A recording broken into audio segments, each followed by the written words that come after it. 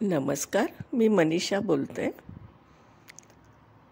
बुधाच्या 2 राशी आहेत. बुधाच्या मर्क्युरी. आता 2 राशी का आहेत? प्रत्येक 2 ग्रहांना 2 राशी असण्याचं कारण काय असतं याचं पण एक थोडंसं विश्लेषण मी करते. बुधाच्या 2 राशी म्हणजे एक आहे मिथुन आणि एक आहे कन्या.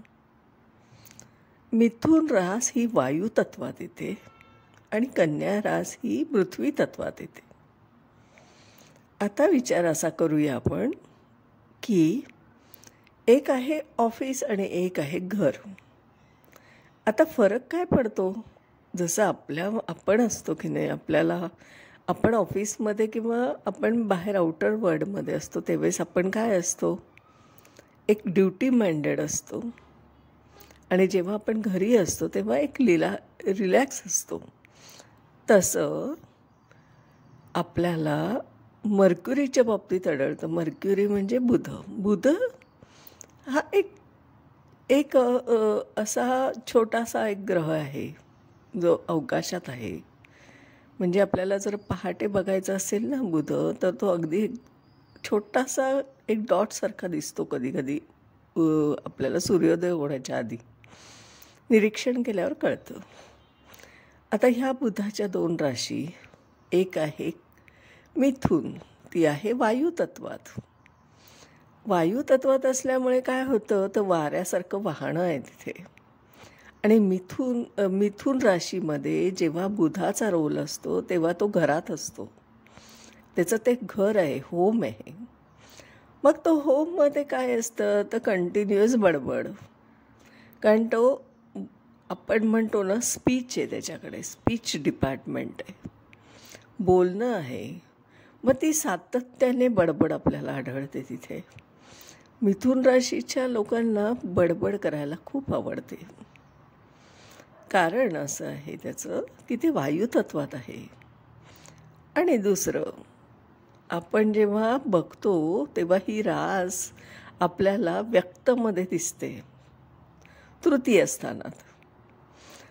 स्थानात कालपुरुषाच्या कुंडलीत तृतीय स्थानात येणारी ही रास आहे. आता ही व्यक्तमध्ये आहे म्हणजे तिला व्यक्त व्हायचं आहे. मग व्यक्त होताना ती बोलून, स्पीच, लिहून, लेखन करून, कम्युनिकेशनद्वारे आपल्याला व्यक्त होताना दिसत असते कायम. आणि त्याचीच दुसरी रास बुधाची जी कन्या रास आहे ती सुद्धा व्यक्तमध्येच येते ना.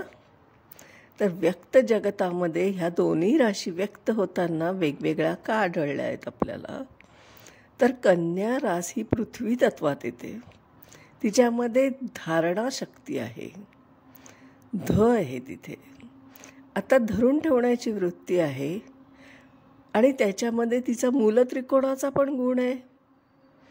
कारण आपल्याला माहिती आहे तिचा अंशात्मक जर आपण विचार केला कन्या राशीचा, तर ती 5 अंशापर्यंत मूलत्रिकोण आहे.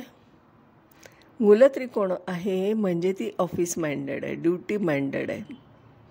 तिथे कंटिन्युअसली तिच्यावर एक प्रकारची जबाबदारी असल्यासारखं असतं. आणि म्हणून तुम्हाला ती थोडीशी धीर गंभीर, कॅल्क्युलेटेड आणि तोलमोलके बोल असं वाटतं तुम्हाला ती राशीतली लोक. कारण कन्या राशीचे जरा बोलताना तोलमोलके बोल असं असतं. म्हणजे थोडेसे बोलतात पण अबोल पण असतात. असे काही खूप ओपन माइंडेड नाहीत. जेवढं लागतं तेवढं बोलणं आणि तेही धीर गंभीरपणा आहे थोडासा एक आढळतो आपल्याला, बुधाची जरी रास असेल तरी. आणि पुढे आपण जर विचार केला 5 अंश संपल्यानंतर ते 15 अंशापर्यंत तिच्यात आपल्याला काय इफेक्ट आढळतोय एक लक्षात घ्या. 5 अंशापर्यंत ती उच्चीची असते. उच्चीची म्हणजे तिच्यात खूप फोर्स असतो. म्हणजे उच्च श्रेणीची एक साधारणपणे भाषा तुम्हाला तिथे आढळते. म्हणजे एक मॅच्युरिटी असल्यासारखं जाणवतं. मग उरलेले 5 ते 15 मध्ये मूलत्रिकोण.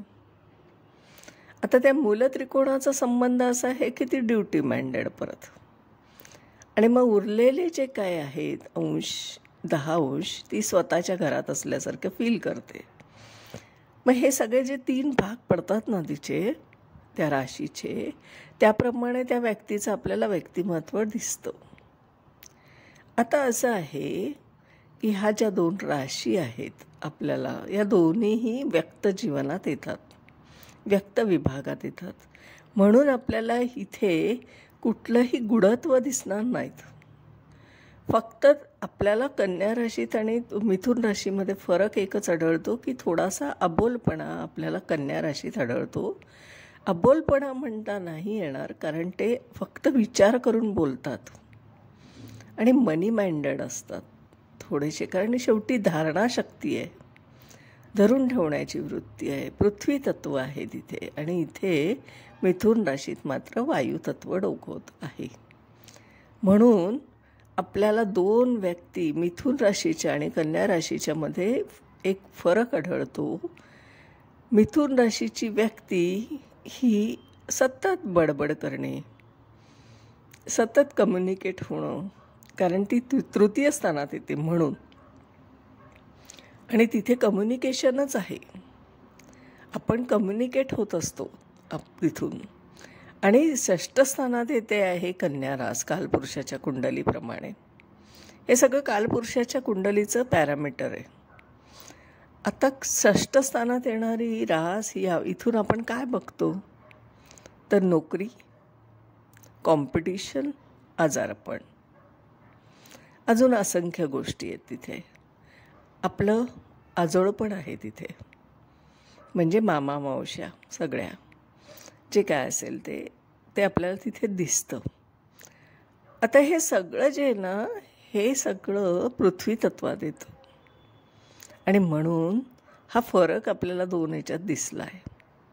कारण आपण जॉबमध्ये असतो, नोकरीमध्ये असतो, तर आपण तिथे न लागणारी बडबड करत नाही, आपण थोडं मॅच्युअर्ड झालेलो आहे. कारण बघा, आपल्या जीवनाचा प्रवास होताना आपण 6ष्ठ स्थानात पोचलो आहे, म्हणजे याचा अर्थ 5म स्थानातलं आपलं अकॅडमिक एज्युकेशन पूर्ण झालेलं आहे, आणि आपण नोकरीसाठी, पोट भरण्यासाठी, पोटापाण्याचा व्यवस्था करण्यासाठी आपण 6ष्ठ स्थानात आलो आहोत.